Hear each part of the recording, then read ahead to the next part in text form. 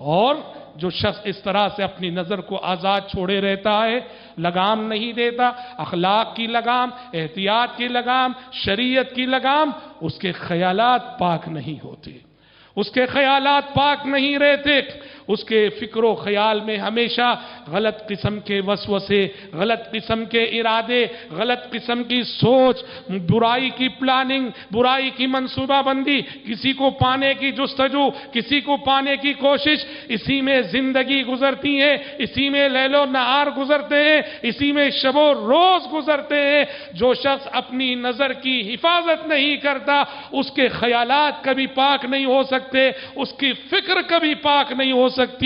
خیالات کی صفائی کے لیے، فکر کی پاکیزگی کے لیے ضروری ہوتا ہے کہ انسان نظر کی حفاظت کرے۔ اسی لیے اللہ نے کہا ذَلِكَ أَزْكَى لَهُمْ قُلْ لِلْمُؤْمِنِينَ يَغُضُّوا مِنْ أَبْصَارِهِمْ وَيَحْفَظُوا فُرُوجَهُمْ ذَلِكَ أَزْكَى لَهُمْ۔ یہ تزکیے کا باعث ہے، یہ پاکی صفائی کا باعث ہے، یہ پاکیزگی کا باعث ہے۔ نظر کو بچھاؤ گے، نظر کو جھکاؤ گے، نگاہیں جھکائے رکھو گے، تمہاری فکر پاک رہے گی، تمہاری سوچ پاک رہے گی، تمہارا خیال پاک رہے گا، تمہارا دل پاک رہے گا، تمہارا دماغ پاک رہے گا۔ حضرات، جو لوگ اپنی نظر کو آزاد چھوڑتے ہیں اور سمجھتے ہیں کہ کوئی دیکھ نہیں رہا ہے، انہیں اللہ سے ڈرنا چاہیے، انہیں اللہ سے ڈرنا چاہیے۔ کوئی دیکھے نہ دیکھے، رب العالمین تو ہمیں دیکھ رہا ہے۔ قرآن نے کہا یعلم خائنۃ الاعین، یعلم خائنۃ الاعین وما تخفی الصدور۔ کہا کہ اللہ تمہاری آنکھوں کی خیانتوں کو جانتا ہے اور تمہارے سینوں میں پوشیدہ ارادوں سے بھی وہ واقف ہے۔ آنکھوں کی خیانت کا مطلب کیا ہے؟ مفسرین نے ذکر کیا ہے کہ ایک شخص لوگوں کے درمیان ہوتا ہے، جب لوگ اسے دیکھ رہے ہوتے ہیں، اپنے آپ کو بڑا اللہ والا دکھانے کے لیے نظریں جھکائے ہوئے، نظریں بچھائے ہوئے رہتا ہے، اور لوگ جیسے ہی اس سے غافل ہوتے ہیں فوراً کسی لڑکی کو دیکھتا ہے، فوراً کسی عورت کو دیکھتا ہے۔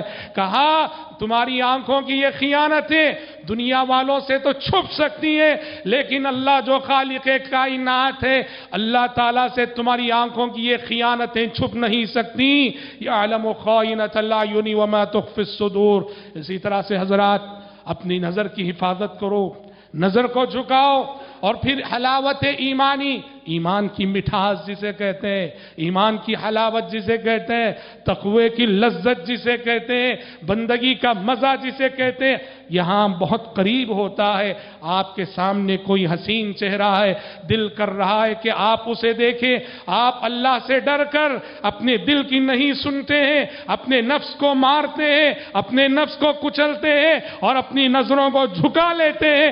آپ دیکھتے نہیں، حالانکہ آپ کو کوئی دیکھنے والا نہیں، سوائے رب العالمین کا کوئی دیکھنے والا نہیں، بس آپ رب العالمین سے ڈر کر، رب العالمین کا خوف کھا کر، سامنے ایک حسین چہرہ رہتے ہوئے بھی آپ اپنی نظر بچھا لیتے ہیں، جھکا لیتے ہیں۔ آپ اس طرح کر کے دیکھو کہ دل میں کس حلاوت ایمانی کا احساس ہوتا ہے، ایمان کی کیسی مٹھاس محسوس ہوتی ہے، بندگی کی کیسی لذت محسوس ہوتی ہے، تقوی کا کیسا مزہ محسوس ہوتا ہے۔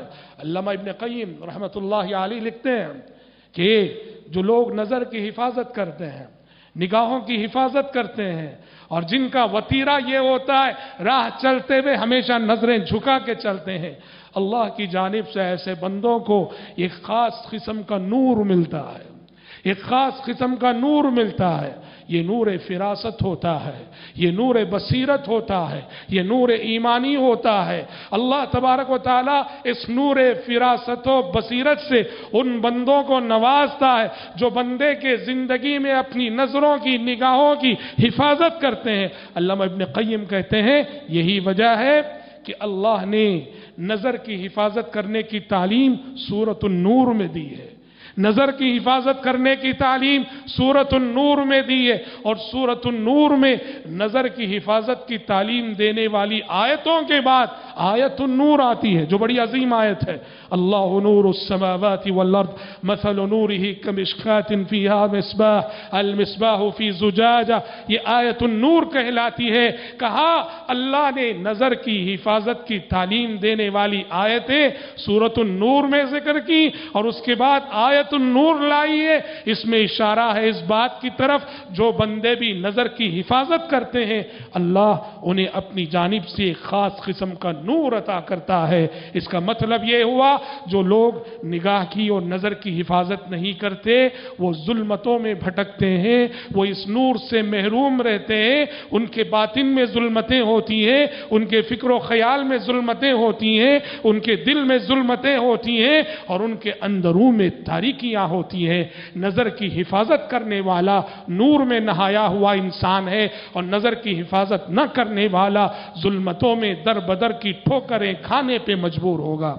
हजरात, नजर के फितने के पेश नजर ही शरीयत ने हमें इस बात की भी तालीम दी है किसी दूसरे के घर कभी जिंदगी में जाना हो वो तो जरूरत हर दिन पेश आती है। कोई कभी हमारे घर आता है, हम कभी किसी और के घर जाते हैं, ये नजर ही है जिसकी वजह से शरीयत ने हुक्म दिया है कि जब भी किसी के घर जाओ बगैर इजाजत के तुम्हें दाखिले की इजाजत नहीं। वो तुम्हारा कितना करीबी दोस्त क्यों ना हो, तुम्हारा कितना करीबी रिश्तेदार क्यों ना हो, जब तक इजाजत ना मिले तुम घर में दाखिल ना होना। कुरान ने कहा या अय्युहल्लज़ीना आमनू ला तदखुलू बुयूतन गैर बुयूतिकुम हत्ता तस्तअनिसू व तुसल्लिमू अला अहलिहा।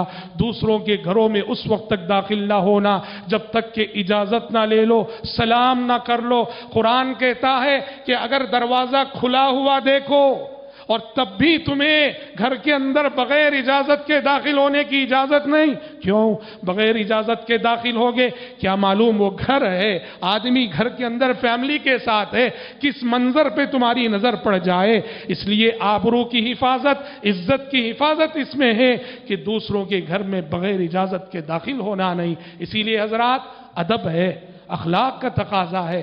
राह चलते हुए, सड़कों से गुजरते हुए, गलियों से गुजरते हुए दरवाजे खुले हों, दरीचे खुले हों, कभी किसी दरवाजे में झांकना नहीं, कभी किसी दरीचे में झांकना नहीं।